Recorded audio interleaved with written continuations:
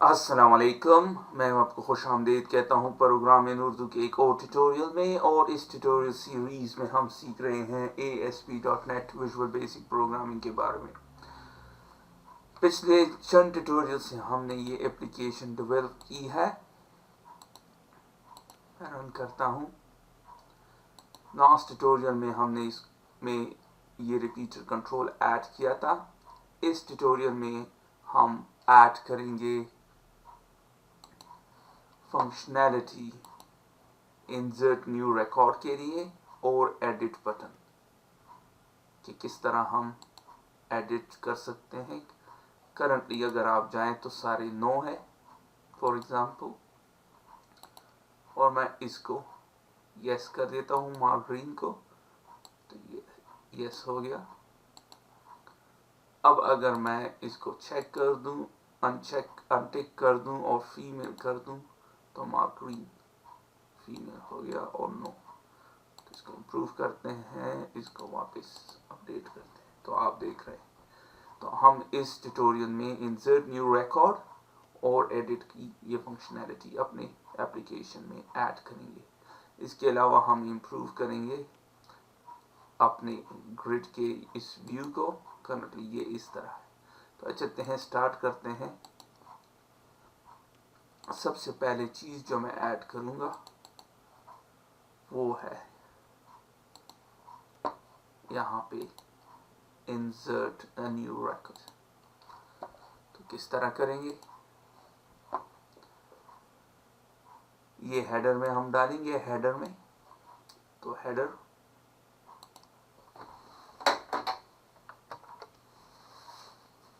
और फिर मैं ऐड करता हूं एक नया लिंक कंट्रोल जो है लिंक बटन। आपको ये नजर आएगा स्टैंडर्ड कंट्रोल्स के पैनल में, और जस्ट ड्रैग कर दे यहाँ पे आ जाएगा। और मैं इसको आईडी को सेट करता हूँ एज इंसर्ट लिंक बटन। और इसकी एक प्रॉपर्टी है, आप इसकी प्रॉपर्टी को सेट कर सकते हैं प्रॉपर्टी विंडोज के थ्रू ही। इंसर्ट लिंक बटन, इसकी एक प्रॉपर्टी है पोस्ट बैक यूआरएल। कौन सी यूआरएल पे जाओ, डेटा एंट्री फॉर्म के फॉर्म में जाओ, दैट्स इट। और सेव कर दें। अब रन करते हैं अपना एप्लीकेशन और क्लिक कर दें, और आपको ये नजर आ रहा है। जब आप करेंगे तो ये आपको डेटा स्क्रीन पे नजर ले जाएगा। आप इसके टेक्स्ट को जरा इम्प्रूव करते हैं तो बड़ा आसान है। सेलेक्ट कीजिए और प्रॉपर्टी विंडोज में जाइए और इसकी टेक्स्ट प्रॉपर्टी इंसर्ट को सेट कीजिए, इंसर्ट न्यू रिकॉर्ड या डेटा, जो भी आप नाम देना चाहे। अब रन कर देते हैं।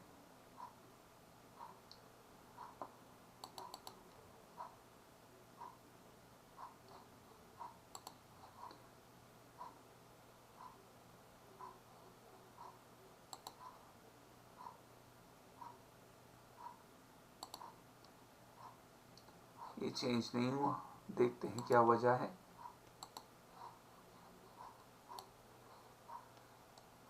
इसकी वजह है कि ये इंस्टेड ऑफ टेक्स्ट प्रॉपर्टी के ये लिंक हमें शो कर रहा है। हमने लिंक को चेंज करना है। इंसर्ट, अगर तो हम इसको कंप्लीटली डिलीट भी कर दें और इसको इस तरह लिख दें, अब ये सही काम करेगा, जैसे कि आप देख रहे हैं।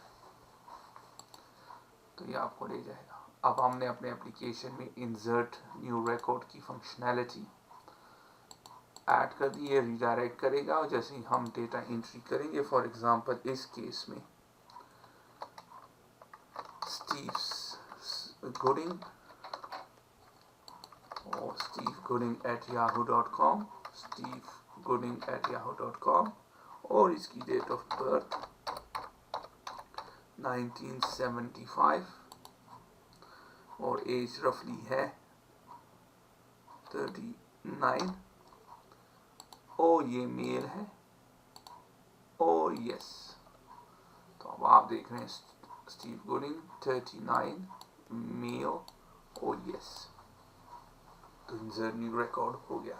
अब हम एडिट का बटन ऐड करेंगे, लेकिन उससे पहले मैं ज़रा इस यूज़र इंटरफेस को इम्प्रूव करता हूँ थोड़ा सा। करंटली ये टेबल है बॉर्डर 1 और सेल्फ पैडिंग 10। पैडिंग का मतलब जैसे कि मैंने आपने से पहले कहा था, ऊपर से और साइड से कितना डिस्टेंस हो।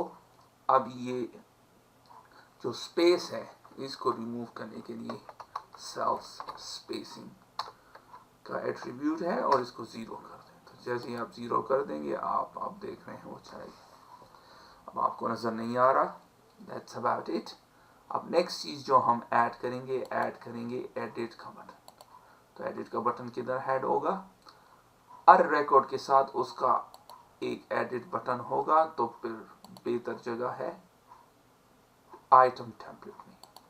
तो एक और ऐड करते हैं टेबल डेफिनेशन, और यहाँ पे मैं एक लिंक बटन ऐड करता हूँ और इसको ड्रैग कर दें इसके अंदर। And that's about it. और मैं ये रिमूव करता हूँ और इसको इस तरह कर सकते हैं करें। अब चलते हैं, इसको सेलेक्ट कर दें और प्रॉपर्टी विंडोज में सबसे पहले मैं इसका नाम सेट करता हूँ एज एडिट लिंक बटन। इसके बाद मैं इसकी टेक्स्ट प्रॉपर्टी को सेट करता हूँ एडिट। अब दो नई जो प्रॉपर्टीज हम यूज करेंगे, एक का नाम है कमांड नेम और दूसरे का नाम है कमांड आर्ग्यूमेंट। तो कमांड नेम क्या होगा? Edit command.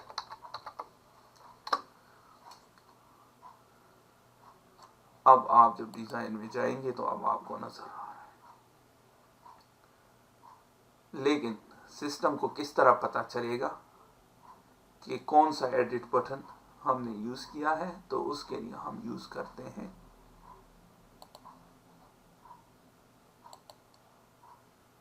Command argument. जब हम सेलेक्ट करेंगे किसी भी लिंक को, तो ये इसकी रिकॉर्ड की आईडी कौन सी आईडी? कौन सी आईडी? इसके बारे में बात करते हैं। टेबल यूजर डेटा, और वो है कौन सी आईडी? 11 12 13 या जो भी है, ये वाली आईडी उस हमारे लिए सेट कर देगा। तो कौन सी प्रॉपर्टी को हम यूज करते हैं? कमांड आर्ग्यूमेंट प्रॉपर्टी को इक्वल्स टू क्या होगा? एग्जैक्टली सेम वे में जैसे कि हमने यहां पे किया है।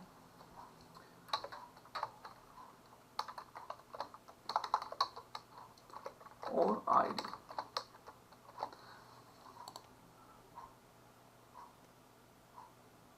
And that's about it.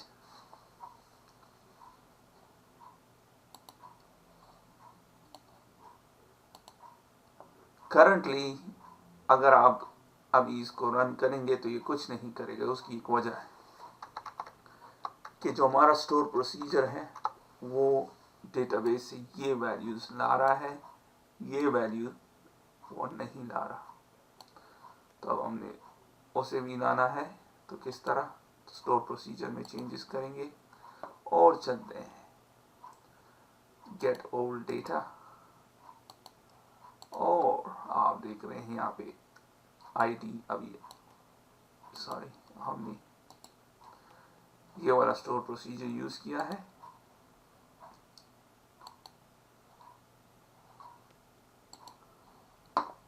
हमने जो स्टोर प्रोसीजर यूज किया है उसको देखते हैं कौन सा स्टोर प्रोसीजर, और view code get old data. So ये मैं पहले से मॉडिफाई कर चुका हूँ।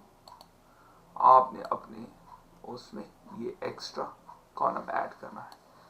प्रीवियस वर्जन में सिर्फ ये डेटा आ रहा था, न्यू वर्जन में आपने इसको ऐड करना है। अगर तो आप ऐड नहीं करेंगे तो सिस्टम को पता नहीं चलेगा कि उसने ये आईडी को यूज करना है। So that's about it. अब जैसे ये आएगा हम देखते हैं कि हमें ये वैल्यू मिल रही है या नहीं मिल रही है। तो थोड़ा सा स्मॉल चेंज करते हैं अपने इसमें, और मैं रिपीटर के बाहर एक लेबल कंट्रोल ऐड करता हूँ। Label ID test label run at server.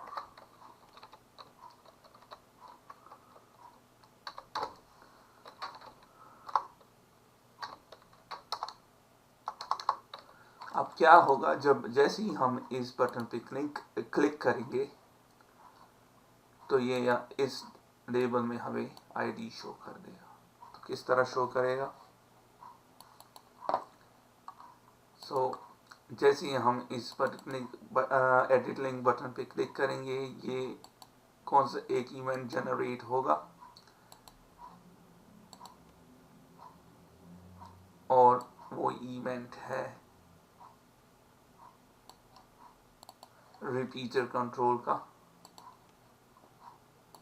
Repeater control को सेलेक्ट कर दें और इसका इवेंट होगा आइटम कमांड। आप देख रहे हैं करंटली इसके सारे इवेंट है रिपीटर कंट्रोल के, और आइटम कमांड का मतलब है fire when an event is generated within a data list। Meaning के रिपीटर कंट्रोल शायद ये डिराइव हुआ है डेटा लिस्ट से, तो भूल गए इसको चेंज करना, लेकिन कोई बात नहीं। जैसे तो ये कमांड जनरेट होगा item created, fire when an item is created, और item data bound fires after an item has been data bound. तो हम पहले इस पे बात करेंगे। जैसे ही आप बटन को क्लिक करेंगे तो ये इस बटन को क्लिक करेंगे तो ये इवेंट एग्जीक्यूट होगा। तो डबल क्लिक कर दें इसको और हम पहले टेस्ट करते हैं। करंटली चूंकि इसमें एक लिंक बटन है या कमांड है, तो ई कमांड आइटम को किस तरह रिपीटर कमांड इवेंट आर्क्स ये यूज करेंगे। डॉट कमांड नेम, कौन सा कमांड नेम? जैसे कि मैंने नाम दिया था एडिट लिंक बटन, ये वाला सॉरी एडिट कमांड। तो ये कमांड जब एग्जीक्यूट होगा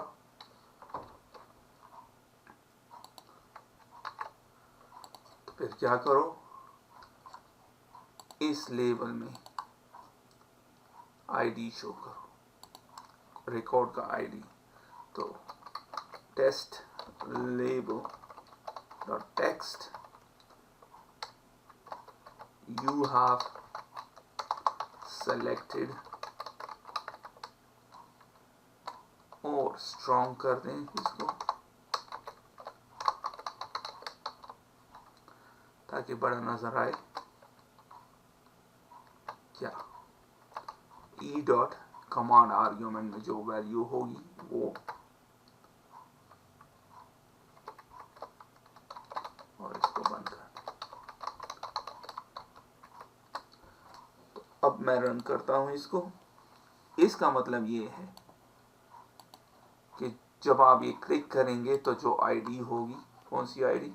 ये आईडी वो ई डॉट कमांड आर्ग्यूमेंट में होगी।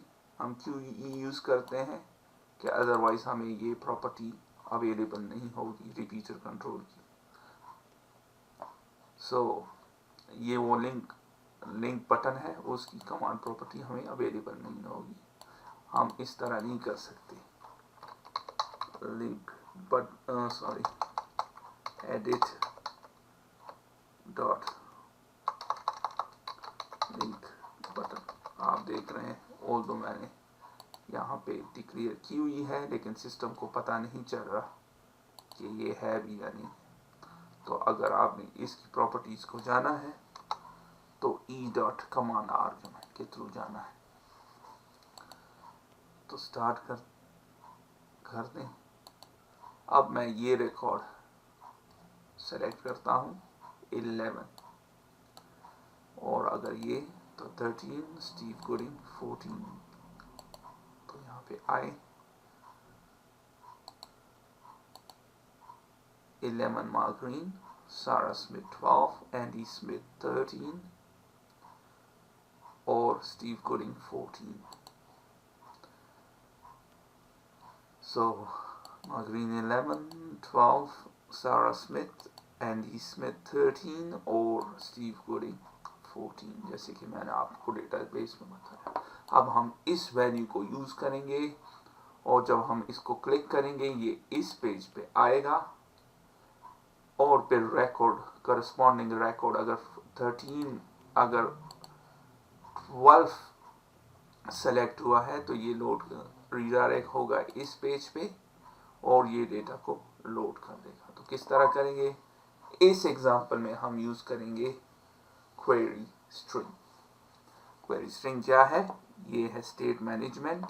एक बात याद रखें, विंडोज और वेब एप्लीकेशन में एक फर्क है कि जो वेरिएबल इस पेज में हम सेट करते हैं वो इस पेज पे अवेलेबल नहीं होते। फॉर एग्जाम्पल, मैं सेट करता हूं एक वेरिएबल इस कोड में, इस पेज के कोड बिहाइंड में। तो जब हम इस पेज के कोड बिहाइंड में मैं यहाँ पे वेरिएबल सेव किया, for example abc is equal to 5, जब हम यहाँ पे आएंगे और इस पेज में उस abc को कॉल करेंगे तो वो वेरिएबल में वैल्यू नहीं होगी, क्योंकि वेब जो है वो है स्टेटलेस। स्टेटलेस का मतलब वेब स्टेटलेस है कि वैल्यू एक पेज से दूसरे पेज में ट्रांसफर नहीं हो सकती। तो उस पर्पस के लिए कि वैल्यूज जो एक पेज में हो दूसरे में अवेलेबल हो, तो उसके लिए हम यूज करते हैं स्टेट मैनेजमेंट। तो दो किस्म की स्टेट मैनेजमेंट है, client side state management, server side state management. इस एग्जांपल में मैं यूज करूंगा client side state management. Query string, आप सेशन भी यूज कर सकते हैं, कुकीज भी यूज कर सकते हैं, व्यू स्टेट, कंट्रोल स्टेट, कुछ भी यूज कर सकते हैं, लेकिन मैं इस एग्जांपल में क्वेरी स्ट्रिंग यूज करूंगा। बड़ा आसान है। किस तरह?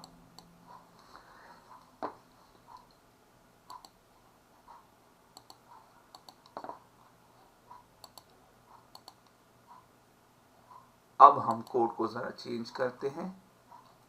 इंस्टेड ऑफ ये, अगर तो किसी ने एडिट बटन को क्लिक किया है तो क्या करो? रिस्पॉन्स। तो एक पेज से दूसरे पेज में जाने के लिए हम क्या यूज कर सकते हैं? Response dot redirect. और जब आप क्वेरी स्ट्रिंग यूज कर रहे हैं तो आपको रिस्पॉन्स डॉट रीडायरेक्ट यूज करना पड़ता है।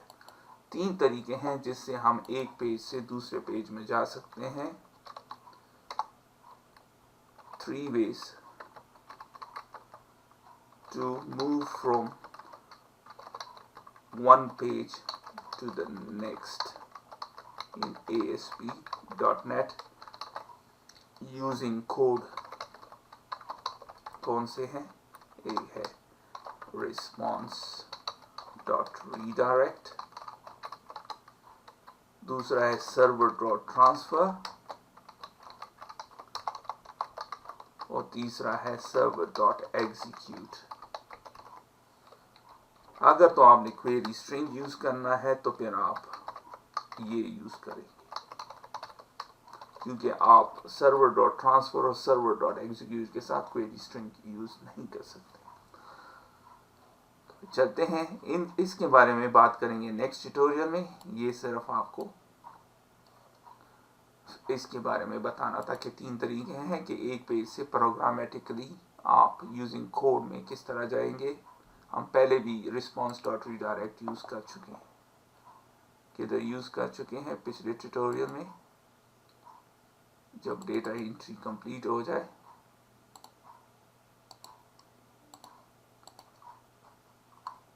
तो फिर व्यू डेटा, जब नया रिकॉर्ड ऐड हो जाए तो फिर रिडायरेक्ट हो जाओ व्यू डेटा डॉट ASPX की तरफ। तो हम ऑलरेडी यूज कर चुके हैं, चूंकि हम क्वेरी स्ट्रिंग यूज करेंगे तो इसके लिए मैं यूज करता हूं रिस्पॉन्स डॉट रीडायरेक्ट। तो रीडायरेक्ट हो जाओ किस पेज की तरफ,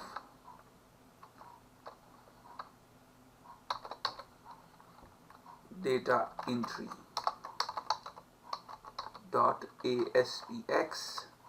क्वेरी स्ट्रिंग किस तरह यूज कर सकते हैं, ID इक्वल्स टू, और फिर ID इक्वल्स टू क्या, e dot command argument.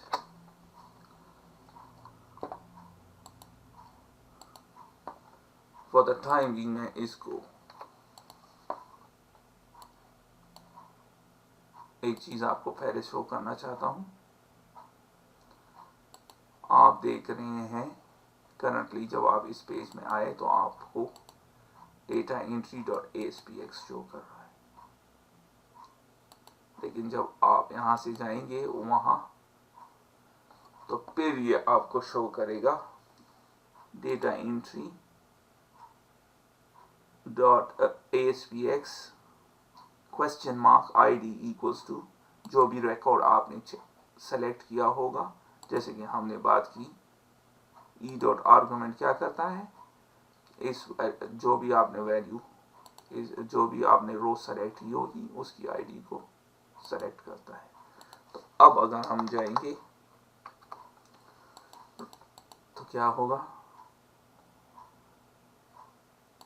View data click कर दें और आप देख रहे हैं 11 ID। अब चूंकि हमारे पास ID आ गई है तो हम स्टोर प्रोसीजर ये जब यहाँ आएगा तो लोड डेटा को लोड करेगा थ्रू इस ID। तो अब पहले मैं एक स्टोर प्रोसीजर लिखता हूँ, फिर डेटा इसमें लोड होगा। तो किस तरह, नया स्टोर प्रोसीजर लिखते हैं और इसको डिलीट कर दें, और इस स्टोर प्रोसीजर को मैं नाम देता हूँ लोड डेटा बाय ID के ID के थ्रू डेटा लोड करो। Procedure DDO dot load data by ID through, sorry by D, और पैरामीटर क्या होगा, यूजर ID। इसको आप कोई भी नाम दे सकते हैं, ID भी दे सकते हैं, लेकिन मैं इसको यूजर ID देता हूँ। और दैट्स अबाउट इट, ये एक ही हमें लेना है। और क्या करो, लोड करो डेटा, कौन से टेबल से, इस डेटा से, इस टेबल से। So that's about it. Select star from this table, और स्पेसिफिक एक डेटा हमने लोड करना है वेयर यूजर ID। आप देख रहे हैं कॉलम क्या है, user data ID equals to इस पैरामीटर की। तो दैट्स अबाउट इट। एग्जीक्यूट कर दें तो अब आपको ये नजर आएगा यहाँ पे,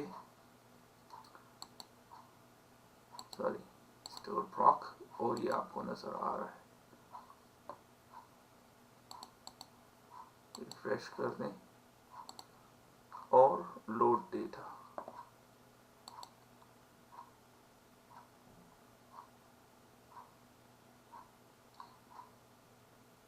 ये आपको नजर आ रहा है। इस केस में मैं भूल गया, यहाँ पे आपने ये डालना है तो डाल देते हैं, जैसे कि हमने बाकी सब स्टोर प्रो के साथ किया है, कंसिस्टेंट रहे। और अभी रिफ्रेश कर दे तो अब आपको नजर आ जाएगा लोड डेटा बाय आईडी और इसको डिलीट कर दें। सिंपल तरीका, डिलीट कर दे एंड ओके। अब हम स्टोर प्रोसीजर को यूज करेंगे अपने कोड में। तो जैसे ये आएगा, अब हमारे पास आईडी है तो हम अपना ये स्टोर प्रोसीजर को रन करेंगे और डेटा इसमें ऐड हो जाएगा। तो किस तरह ऐड होगा, सॉरी डेटा इसमें लोड होगा, तो किस तरह लोड होगा चलिए देखते हैं।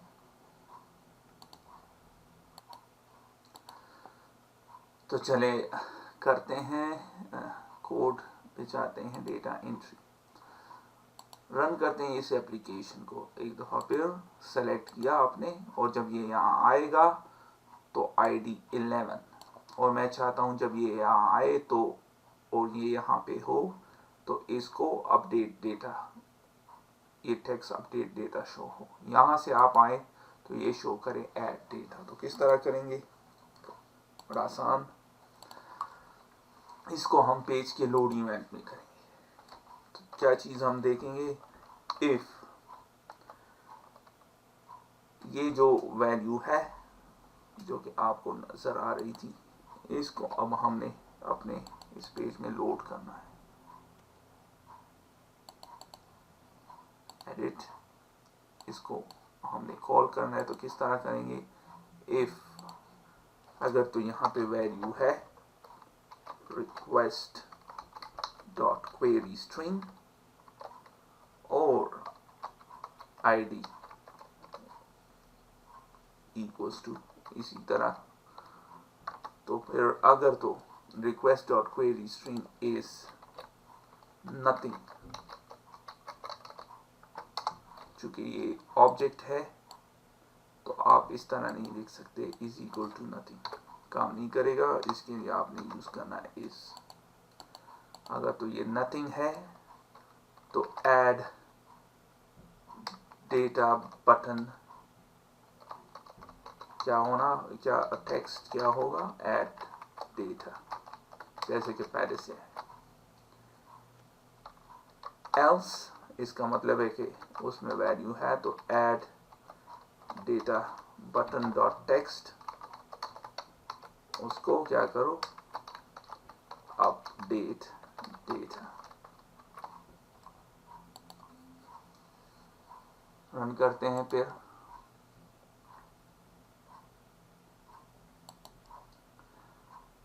यहां से जाऊंगा तो आप देख रहे हैं अपडेट डेटा हो गया जो यहाँ पे मौजूद है, और यहाँ से जाऊंगा तो ऐड डेटा। यहाँ से जाएंगे इसी पेज पे, चूंकि यहाँ पे ये वैल्यू मौजूद है तो इसको अपडेट डेटा किया। और अब हम क्या करेंगे, यहीं पे कॉल करेंगे, इसके बाद load data bye ID, that's about it. अब ये तो मौजूद नहीं है तो जनरेट कर देते हैं इसको, और यहाँ पे आ गया। बड़ा सिंपल कोड है ये, स्टोर प्रोसीजर हमारे पास है। उसी तरीके से यूजिंग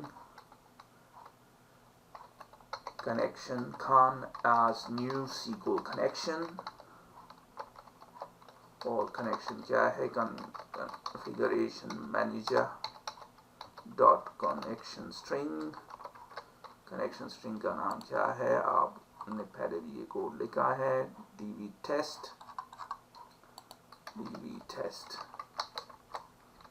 डॉट कनेक्शन स्ट्रिंग, और यही है। और इसके बाद command cmd as new SQL command, और स्टोर प्रोसीजर का नाम जो कि हमने क्रिएट किया, सिंपल ये नाम कॉपी कर दें और यहाँ पे स्टोर प्रोसीजर पे लिख दें और फिर कनेक्शन स्ट्रिंग। यहाँ पे एरर शो कर रहा है एक और है, क्योंकि ये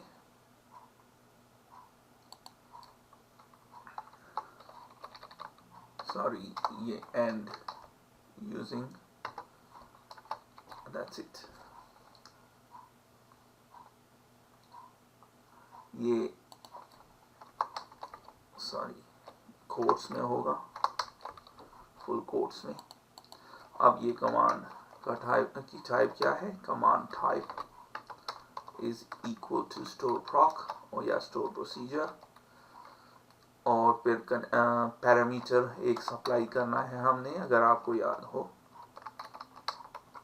यूजर आईडी एग्जैक्टली सेम नाम होगा जैसे कि आपने स्टोर प्रोसीजर में दिया है, वरना काम नहीं करेगा। टाइप डॉट इंट था, अभी मैं आपको दिखाता हूँ, डॉट वैल्यू इक्वल टू, तो वैल्यू किधर से आएगी, request dot query string ID and that's it. तो स्टोर प्रोसीजर क्या था, एग्जैक्टली इसी तरह नाम होगा और इंट है, और ये वैल्यू हम सप्लाई करेंगे उस रिक्वेस्ट डॉट क्वेरी स्ट्रिंग से। उसके बाद हम कनेक्शन को ओपन करते हैं एज यूजुअल, जैसे कि आप अमूमन करते हैं, और हम अब एक रीडर, क्योंकि इसने रीड करना है, SQL data reader equal to command dot execute reader, that's about it। अब जैसे ये इस पेज पे आएगा तो इसने इन में वैल्यूज को डालना है, तो किस तरह डालेगा, name text box dot text reader, तो पहला रीडर 1 0 से स्टार्ट होता है, लेकिन हमने तो आईडी नहीं डालनी, तो 0 1, फिर email text box dot text reader 2, re-enter email text box dot text और रीडर 3। अभी आपको बताता हूँ इस 3 और 2 का क्या मतलब है, और dob dot text box dot text reader 4 और age text box dot text reader dot sorry reader 5, और फिर लोड जेंडर रीडर 6, और आखिर में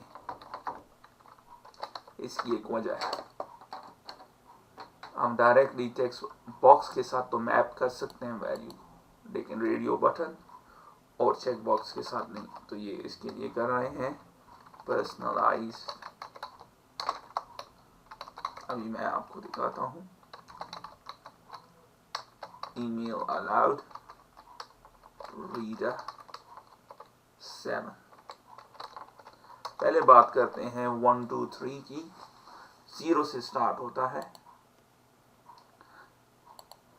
जब ये स्टोर प्रोसीजर एग्जीक्यूट होगा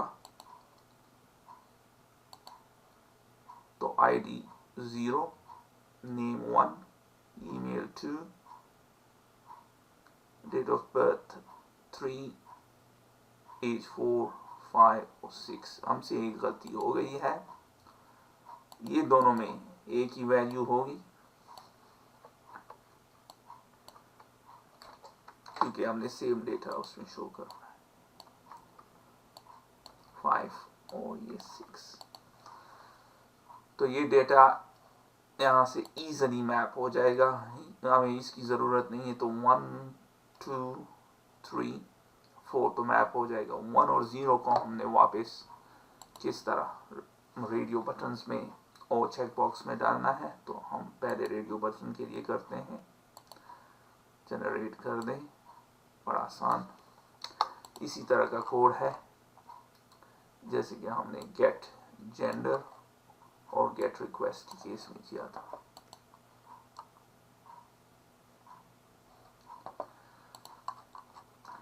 तो क्या करेंगे लोड जेंडर के साथ, चूंकि ये हमें 1 या 2 ही देगा, if gender ID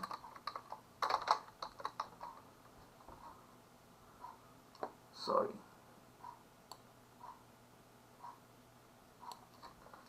by value इसको करते हैं क्योंकि हमने इसको ये वैल्यू सप्लाई की है।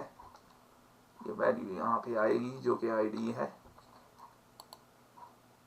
1 या 2, करंटली 1 या 2 है, आपको पता है पिछले ट्यूटोरियल में किया तो 1 या 2, 1 या 2।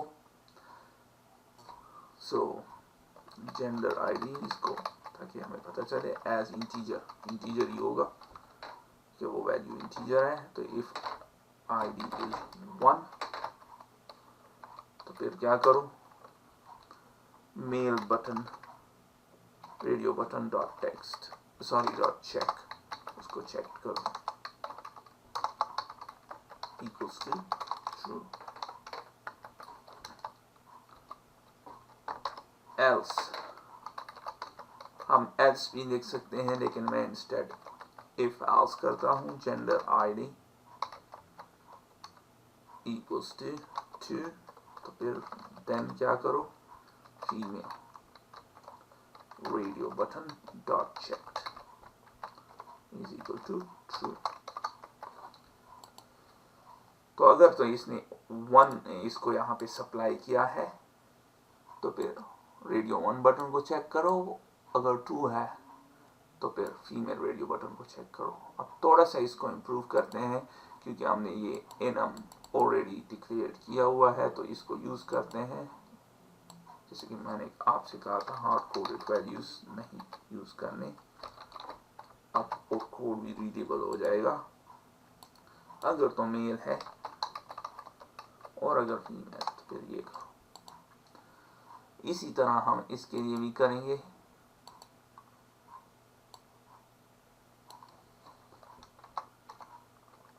इस केस में जो वैल्यू आएगी वो बूलियन वैल्यू होगी। इस पर्सनलाइज ईमेल अलाउड है एज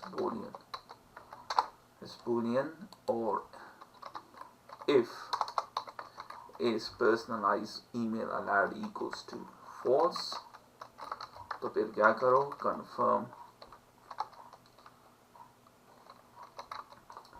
डॉट चेक को चेक false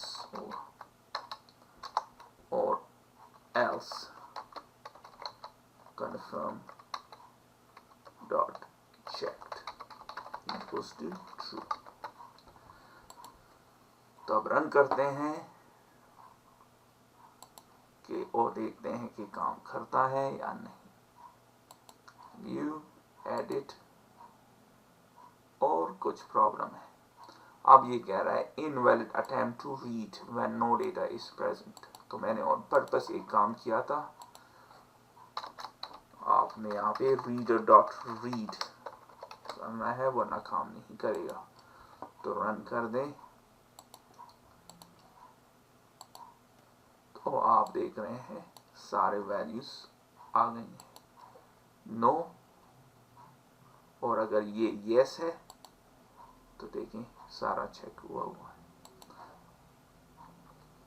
तो बड़ी आसानी के साथ इसके थ्रू मार्क ग्रीन 11 सारा स्मिथ का सारा डेटा आ गया आपके सामने, एंडी स्मिथ का सारा डेटा और स्टीव गुडिंग का। अब आपने अपडेट करना है तो कुछ नहीं होता, और स्टीव गुडिंग को दोबारा इसने ऐड कर दिया। अब इसकी एक वजह है, इसने एक और रिकॉर्ड अपडेट ऐड कर दिया है रादर देन अपडेट का, और उसकी एक वजह है ये बटन, ये जो बटन है ये ओरिजिनली ऐड का बटन है तो इसने ऐड किया है, लेकिन हमने इस कोड में थोड़ी सी चेंजेस करनी है। तो हमने स्टोर प्रोसीजर भी लिखना है, और ये एक्सटेंड अभी इस वीडियो की लेंथ बहुत ज़्यादा हो जाएगी, तो मैं इसको यहाँ ख़त्म करता हूँ और इसको कंप्लीट करते हैं नेक्स्ट वीडियो में। तो तब तक के लिए खुदा हाफिज़।